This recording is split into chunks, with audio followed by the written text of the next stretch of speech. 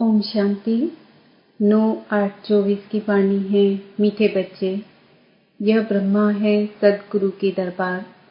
इस प्रकृति में सदगुरु विराजमान है, वही तुम बच्चों की सदगति करते हैं।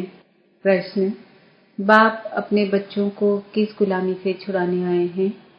उत्तर: इस समय सभी बच्चे प्रकृति और माया के गुलाम बन गए हैं। बाप अभी इस गुलामी से छुड़ाते हैं। अभी माया और प्रकृति दोनों ही तंग करते हैं। कभी तूफान, कभी फैमन है। फिर तुम ऐसे मालिक बन जाते हो जो सारी प्रकृति तुम्हारी गुलाम रहती है, माया का वार भी नहीं होता। ओम शांति। मीठे मीठे रूहानी बच्चे समझते हैं कि सुप्रीम बाप भी है, सुप्रीम शिक्षक भी है। वह विश्व के आदि मध्य अंत का राज समझाते हैं। फिर सुप्रीम गुरु भी है। तो यह हो गई सदगुरु की दरबार। दरबार होती है ना, गुरु की दरबार वह है सिर्फ गुरु की, सदगुरु है नहीं। श्री श्री 108 कहलाएंगे। सदगुरु लिखा हुआ नहीं होगा, वो लोग सिर्फ गुरु ही कहते हैं। यह है सतगुरु। पहले बाप, फिर टीचर, फिर सदगुरु। सदगुरु ही सदगति देते हैं। सत्युग त्रेता में तो फिर गुरु होते नहीं, क्योंकि सब सदगति में है। एक सदगुरु मिलता है तो बाकी सब गुरुओं का नाम खलास हो जाता है। सुप्रीम हुआ सब गुरुओं का गुरु। जैसे पतियों का पति कहते हैं ना, सबसे ऊंच होने के कारण ऐसे कहते हैं। तुम सुप्रीम बाप के पास बैठे हो किस लिए? बेहद का वर्षा लेने। यह है बेहद का वर्षा। बाप भी है तो शिक्षक भी है, और यह वर्षा है नई दुनिया अमर लोक के लिए, वाइसलेस वर्ल्ड के लिए। वाइसलेस वर्ल्ड नई दुनिया को, विशेष वर्ल्ड पुरानी दुनिया को कहा जाता है। सत्युग को शिवालय कहा जाता है, क्योंकि शिव बाबा का स्थापन किया हुआ है। विशेष वर्ल्ड रावण की स्थापना है। अभी तुम बैठे हो सदगुरु की दरबार में। यह सिर्फ तुम बच्चे ही जानते हो। बाप ही शांति का सागर है। वह बाप जब आए तब तो शांति का वर्षा दे, रास्ता बताए। बाकी जंगल में शांति कहाँ से मिलेगी? इसलिए हार का मिसाल देते हैं। शांति तो आत्मा के गले का हार है। फिर जब रावण राज्य होता है तब अशांति होती है। उनको तो कहा जाता है सुखधाम, शांतिधाम। वहाँ दुख की कोई बात नहीं। महिमा भी सदैव सदगुरु की करते हैं। गुरु की महिमा कभी सुनी नहीं होगी। ज्ञान का सागर वह एक ही बाप है। ऐसे कभी गुरु की महिमा सुनी है? नहीं। वह गुरु लोग जगत के पतित पावन हो नहीं सकते। वह तो एक ही निराकार बेहद के बड़े बाबा को कहा जाता है। तुम अभी संगम युग पर खड़े हो। एक तरफ है पतित पुरानी दुनिया, दूसरी तरफ है पावन नई दुनिया। पतित दुनिया में गुरु तो ढेर हैं। आगे तुमको इस संगम युग का पता नहीं था, अब बाप ने समझाया है। यह है पुरुषोत्तम संगम युग। इसके बाद फिर सतयुग आना है। चक्र फिरता रहता है। यह बुद्धि में याद रहना चाहिए। हम सब भाई भाई हैं, तो बेहद के बाप से वर्षा जरूर मिलता है। यह कोई को पता नहीं। कितने बड़े बड़े पोजीशन वाले मनुष्य हैं, परंतु जानते कुछ नहीं। बाप कहते हैं, मैं तुम सबकी सदगति करता हूँ। अभी तुम सेंसिबल बने हो, पहले तो कुछ भी पता नहीं था। इन देवताओं के आगे जाकर तुम कहते थे, हम सेंसलेस हैं, हमारे में कोई गुण नहीं है, आप तरस करो। अब यह देवताओं के चित्र तरस करेंगे क्या? यह जानते ही नहीं। रहमदिल कौन है? कहते भी हैं, ओ गॉड फादर रहम करो। कोई भी दुख की बात आती है तो बाप को जरूर याद करते हैं। अभी तुम ऐसे नहीं कहेंगे। बाप तो विचित्र है, वह सामने बैठे हैं, तब तो नमस्ते करते हैं। तुम सब हो चित्रधारी, मैं हूँ विचित्र। मैं कभी चित्र धारण नहीं करता। मेरे चित्र का कोई नाम बताओ, बस शिव बाबा ही कहेंगे। मैंने यह लोन लिया है, सो भी पुराने ते पुरानी जूती, उसमें ही मैं आकर प्रवेश करता हूँ। इस शरीर की महिमा कहाँ करते हैं? यह तो पुराना शरीर है। एडॉप्ट किया है तो महिमा करते हैं क्या? नहीं, यह तो समझाते हैं ऐसे था, अब फिर मेरे द्वारा कोरा बन जाएगा। अब बाप कहते हैं मैं जो सुनाता हूँ उस पर जज करो। अगर मैं राइट हूँ तो राइट को याद करो, उनका ही सुनो, अनराइटियस सुनो ही नहीं। उनको इविल कहा जाता है।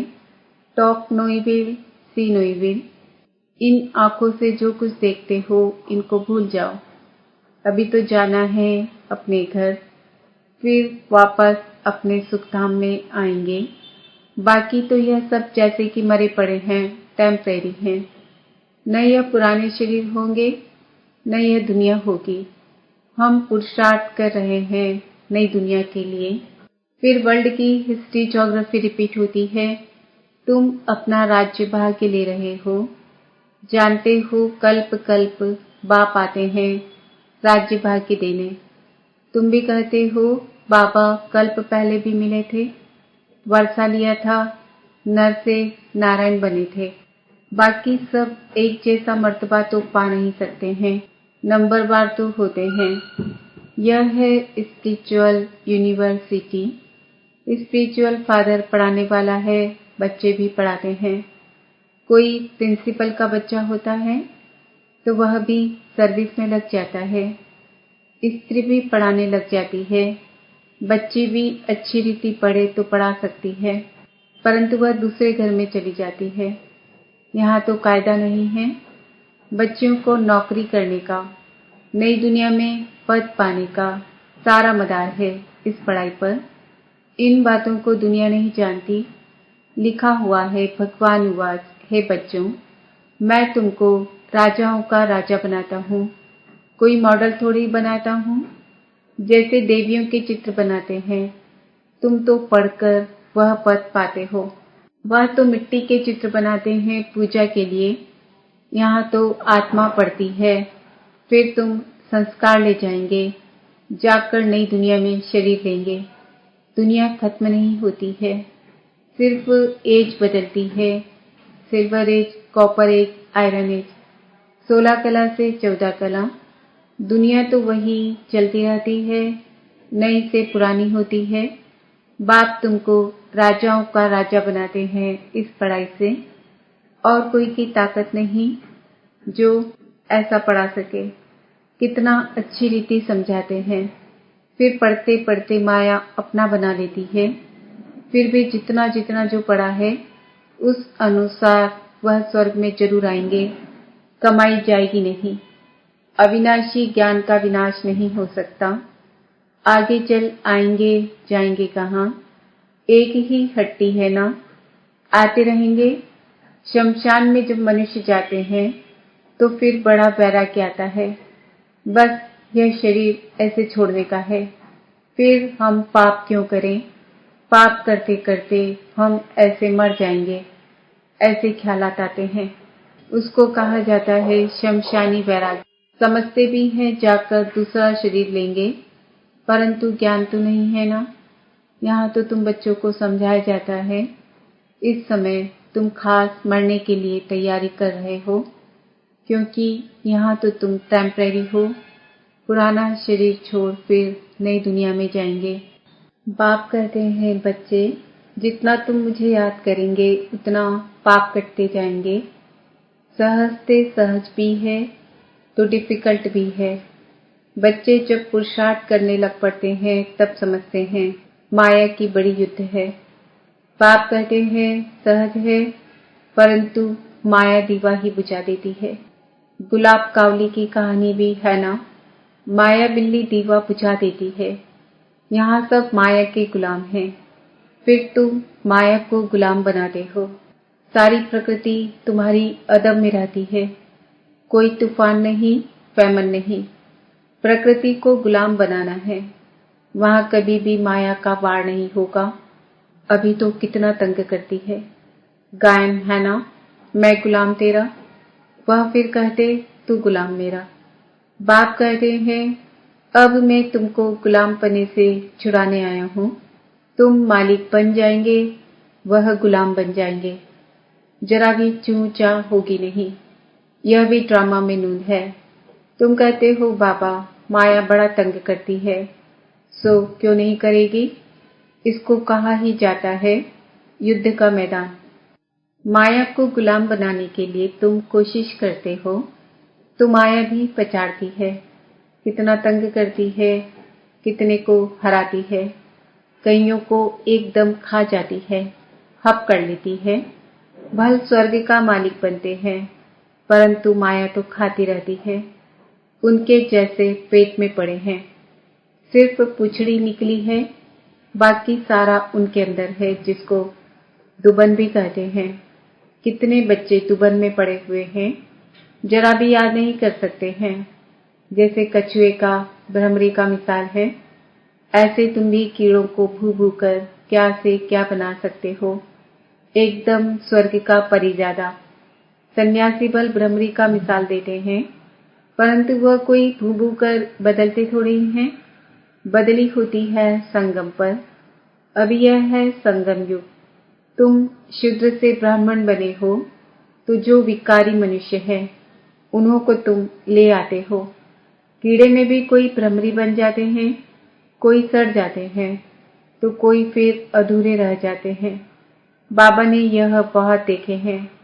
यहाँ भी कोई अच्छी रीति पढ़ते हैं, ज्ञान के पंख जम जाते हैं, कोई को आधा में ही माया पकड़ लेती है तो कच्चे ही रह जाते हैं।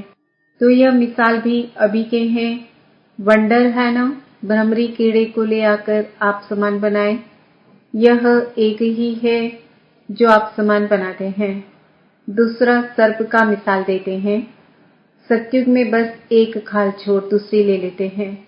झट साक्षात्कार होता है। अब शरीर छोड़ने वाले हैं। आत्मा निकल दूसरे गर्भ महल में बैठती है।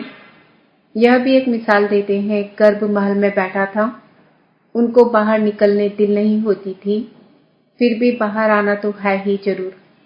अभी तुम बच्चे हो संगम युग पर। ज्ञान से ऐसे पुरुषोत्तम बनते हो। भक्ति तो जन्म जन्मांतर की, तो जिन्होंने जास्ती भक्ति की है वही आकर नंबरवार पुरुषार्थ अनुसार पद पाएंगे। अभी तुम्हारी बुद्धि में सारा ज्ञान है, बाकी शास्त्रों का ज्ञान कोई ज्ञान नहीं है।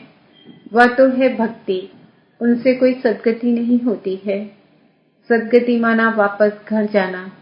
घर में कोई जाता नहीं। बाप खुद कहते हैं, मेरे साथ कोई मिलता नहीं। पढ़ाने वाला, साथ ले जाना वाला भी चाहिए ना। बाप को कितना ख्याल रहता है। 5000 वर्ष में बाप एक ही बार आकर पढ़ाते हैं। तुम घड़ी घड़ी भूल जाते हो कि हम आत्मा हैं। यह एकदम पक्का कर लो, हम आत्माओं को बाप पढ़ाने आए हैं। इसको कहा जाता है स्पिरिचुअल नॉलेज। सुप्रीम रूह हम रूहों को नॉलेज देते हैं। संस्कार भी आत्मा में रहते हैं। शरीर तो खत्म हो जाता है। आत्मा विनाशी है, तो यह ब्रह्मा की प्रकृति है, सदगुरु का दरबार। यह इस आत्मा का भी दरबार है। फिर सदगुरु ने भी आकर इनमें प्रवेश किया है। इसको रथ भी कहते हैं, दरबार भी कहते हैं। तुम बच्चे स्वर्ग के गेट खोल रहे हो श्रीमत पर। जितना अच्छी रीति पढ़ेंगे उतना सतयुग में ऊंच पद पाएंगे। तो पढ़ना चाहिए। टीचर के बच्चे तो बहुत होशियार होते हैं, परंतु कहते हैं ना, घर की गंगा का रिगाड़ नहीं। बाबा का देखा हुआ है, सारे शहर का किचड़ा गंगा में पड़ता है, फिर उनको पतित पावनी कहेंगे। मनुष्यों की बुद्धि देखो कैसी हो गई है। देवियों को सजाकर पूजा आदि कर फिर डुबो देते हैं। कई तो उस पर पांव रखकर भी डुबोते हैं। बंगाल में पहले रिवाज था, किसी का प्राण निकलने पर होता था तो उनको झट गंगा पर ले जाते थे। वहां पानी में डाल हरि बोल कर मुख में पानी डालते रहते थे। ऐसे प्राण निकाल देते थे। वंडर है ना।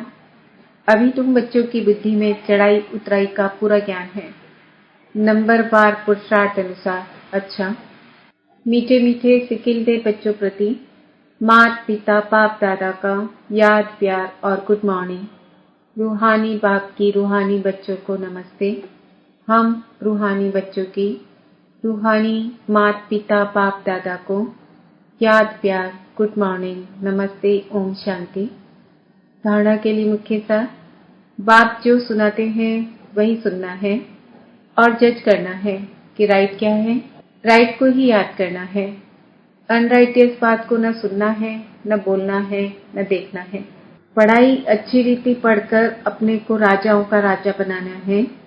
इस पुराने शरीर और पुरानी दुनिया में अपने को टेम्परेरी समझना है। वरदान, एकाग्रता की शक्ति से परवश स्थिति को परिवर्तन करने वाले अधिकारी आत्मा भव। ब्राह्मण अर्थात अधिकारी आत्मा कभी किसी के परवश नहीं हो सकती, अपने कमजोर स्वभाव संस्कार के वश भी नहीं, क्योंकि स्वभाव अर्थात स्वप्रति और सर्व के प्रति आत्मिक भाव है, तो कमजोर स्वभाव के वश नहीं हो सकते और अनादि आदि संस्कारों की स्मृति से कमजोर संस्कार भी सहज परिवर्तन हो जाते हैं। एकाग्रता की शक्ति परवश स्थिति को परिवर्तन कर मालिकपन की स्थिति की सीट पर सेट कर देती है। स्लोगन, क्रोध ज्ञानी तू आत्मा के लिए महाशत्रु है। ओम शांति। आज का सुमान है, मैं अधिकारी